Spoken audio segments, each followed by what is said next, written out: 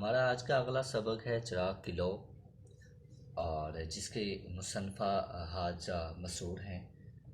ہم سب سے پہلے حاجہ مسرور کا تعارف دیکھیں گے کہ حاجہ مسرور 17 جنوری 1929 کو لکھنؤ میں پیدا ہوئی۔ آپ کے والد گرامی کا نام ڈاکٹر ظہور احمد خان تھا۔ آپ کا گھرانہ ادبی شعور سے بہرہ ور تھا۔ آپ کی 5 بہنیں اور ایک بھائی تھا۔ والد کی برطانوی فوج میں دوران ملازمت ہارٹ اٹیک سے وفات ہو گئی۔ حاجہ کی بہادر ماں نے بچوں کی بہترین کفالت و پرورش کی۔ تقسیم ہند کے بعد آپ اپنی بہن خدیجہ مستور کے ساتھ لاہور ہجرت کر آئیں۔ حاجہ کو جوانی میں ایک حادثہ بھی پیش آیا۔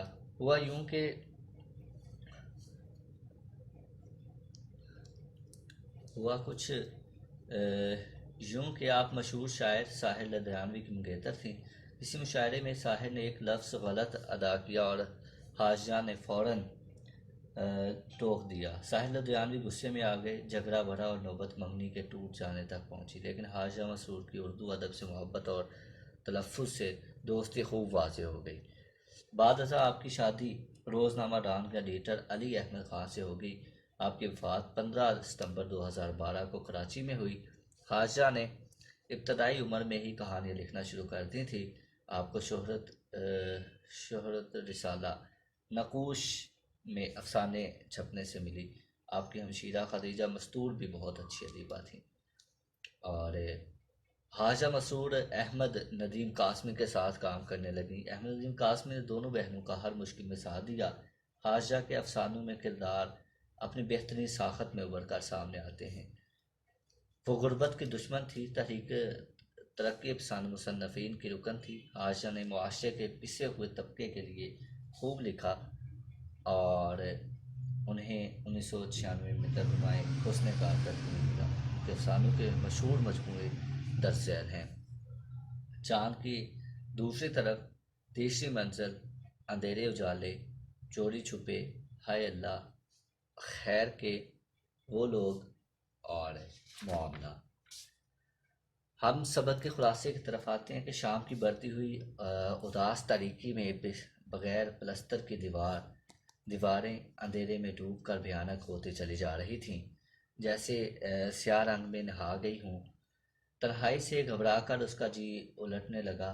وہ اپنے ابا کا انتظار کر رہی تھی، جو کام پر سے آ کر پھر کہیں چلا گیا تھا۔ اس کا دل چاہ رہا تھا کہ زور زور سے رو لے، مگر اس سے رویا بھی نہ گیا۔ وہ لچ کر دیواروں کو دیکھنے لگی۔ اس سے سامنے والی کوٹھی سے سفید لباس پہنے ڈھانچے نکل کر سارے گھر میں گھومتے نظر آ رہے تھے۔ اس کے ذہن پر ان ڈھانچوں کی ہڈیوں کی چٹک اور سفید کپڑوں کی مدم کھرکھراہٹ چھا گئی تھی۔ یہ بس اس کا وہم تھا، اس کا ذہن بے حد کمزور پڑ گیا تھا۔ وہ دن وہ پہر بھی اکثر ایسے ہی ڈھانچے دیکھا کرتی۔ وہ جدھر نظریں جما کر دیکھتی، ڈھانچے اپنی طرف بڑھتے نظر آتے، ویسے ہی لباس میں جیسا لباس اس کی ماں کو بڑھنے کے بعد پہنایا گیا تھا۔ دروازہ مانوس آواز سے چرمرایا تو اس نے گھبرا کر آنکھیں کھول دیں اور کمزور سی آواز سے پوچھا، کون؟ اس کا والد بولا، میں ہوں، اچھن۔ اچھن نے جیسے ہی اپنے بابا سے دیر سے آنے کا گلہ کیا تو اس کی آنکھوں میں پھر سے آنسو آ گئے۔ باپ نے وضاحت کی کہ کسی کام سے گیا تھا، اور پھر پوچھا کہ دیا کیوں نہیں جلایا؟ اچھن نے عرض کیا کہ دیا سلائی نہیں تھی۔ باپ نے دیا سلائی نکالی اور اپنے لیے ایک بیڑی سلگائی۔ دیا سلائی کی روشنی میں اچھن کو اپنا باپ وحشت زدہ سا نظر آیا۔ الجھی ہوئی کھچڑی داڑھی، ہونٹوں پر اونڈی ہوئی مونچھیں، لکیروں سے اپنی پٹی ہوئی پیشانی اور ابلی ہوئی آنکھیں۔ وہ بیڑی کے دھوئیں سے کھانسنے لگی۔ باپ نے حال پوچھا تو اچھن بولی، بیڑی نہ پیو بابا، میرا جی الٹتا ہے۔ باپ کو غصہ آ گیا کہ جب سے سگریٹ کا بنڈل 6 پیسے کا ہو گیا تھا، وہ تمام دن میں صرف 4 بیڑیاں پیتا۔ اگرچہ دل میں خواہش ابھرتی، مگر وہ صبر کرتا رہتا، اور اب بیٹی نے نہ پینے کا حکم لگا دیا ہے۔ اچھن نے دیا سلائی لی اور دالان میں رینگ آئی۔ اس نے طاق میں پڑا دیا جلایا، مگر اس کی لو اس قدر کم تھی کہ اچھن اس کی ٹمٹماتی لو دیکھنے لگی۔ باپ نے اندھیرے میں پناہ ڈھونڈتی روشنی میں اچھن کو غور سے دیکھا تو اسے دھچکا سا لگا۔ اچھن کی ہڈیوں پر مڑی ہوئی کھال جونج ایسے بال کھلے ہوئے ہونٹ اور پھر پھری ہوئی پتلیاں، وہ بڑی بھیانک لگ رہی تھی۔ باپ ڈر گیا کہ کہیں اچھن بھی اپنی ماں کی طرح چل نہ بسے۔ ابھی دوسرا ہی سال تھا کہ اس کی ماں بستر پر یوں ہی پڑی تھی۔ وہ اس کو رونے کی بجائے کفن دفن کے انتظامات میں پڑ گیا تھا۔ اس کی بیوی کا جسم اگرچہ چیتھروں اور گدروں پر پڑا تھا، مگر دنیا کے قاعدے کے مطابق اسے نیا کفن دیا تھا۔ وہ نئی شارلٹن کی شلوار کو ترستی تھی، دواؤں کو بلکتی اس دنیا سے چلی گئی تھی، مگر اب اسے دنیا کے رسم و رواج کے مطابق کان پر سے اترا ہوا کپڑا چاہیے تھا۔ اس موقع پر تو میرا امیر غریب برابر ہو جاتے۔ وہ اپنی جان پہچان والوں کے پاس گیا کہ کچھ روپے ادھار مانگ کر اس ورض سے سبک دوش ہو جائے، مگر اسے کہیں سے بھی روپے نہ مل سکے۔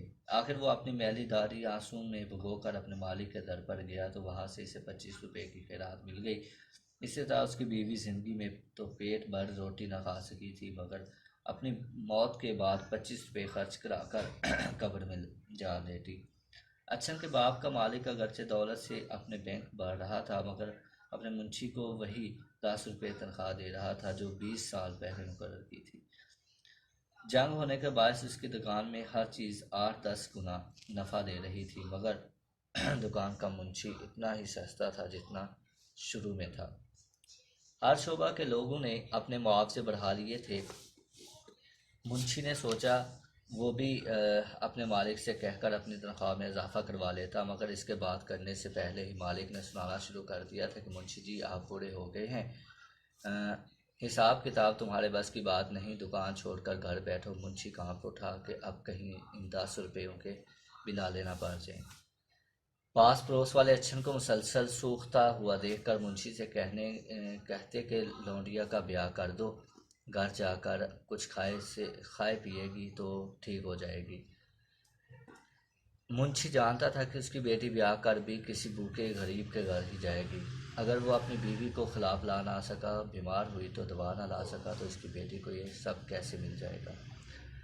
اچھن کو یوں دیوار کے ساتھ کھڑا دیکھ کر اس کا باپ بولا اچھن میں بیٹی نہیں پیوں گا، لیکن اچھن نے اس کی بات کا جواب دینے کی بجائے خواہش ظاہر کی کہ ابا دیے کی لو تھوڑی سی بڑھا دوں۔ باپ اب سمجھا تھا کہ اچھن کیوں پریشان ہے۔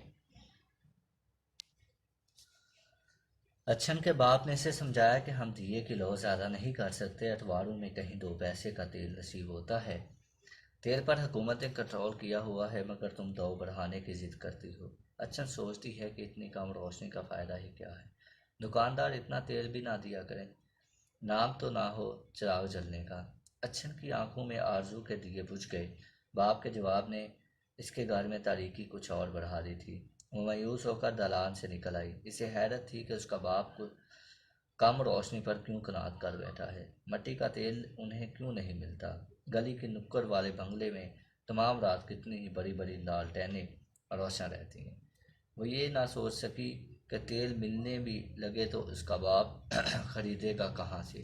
اچھن اپنی چارپائی پر لڑک گئی۔ اسے چاروں طرف نئے کپڑوں میں جلتے ہوئے ڈھانچوں کی کھڑکھڑاہٹ سنائی دے رہی تھی۔ وہ رونا چاہتی تھی، مگر اس سے رویا بھی نہ گیا۔ آنسو کا ذخیرہ اس کے حلق میں ہی پھنس کر رہ گیا۔ سب افسانے میرے۔ ہم پڑھ رہے تھے چراغ کی لو، جو لکھا ہوا افسانہ تھا حاجہ مسعود کا، جس کو ہم پڑھ رہے تھے۔ اپنا بڑا سارا خیال رکھیے گا، ہنستے رہیں، مسکراتے رہیں، شاد و آباد۔ اللہ حافظ و راسل۔ ویڈیو پسند آئی تو لائک کریں، اپنی رائے کمنٹ کریں۔ ایسے ہی مزید ویڈیوز کے لیے ہمارا چینل سبسکرائب کریں اور بیل کا آئیکن دبائیں تاکہ آپ کو ہر ویڈیو کا نوٹیفیکیشن ملتا رہے۔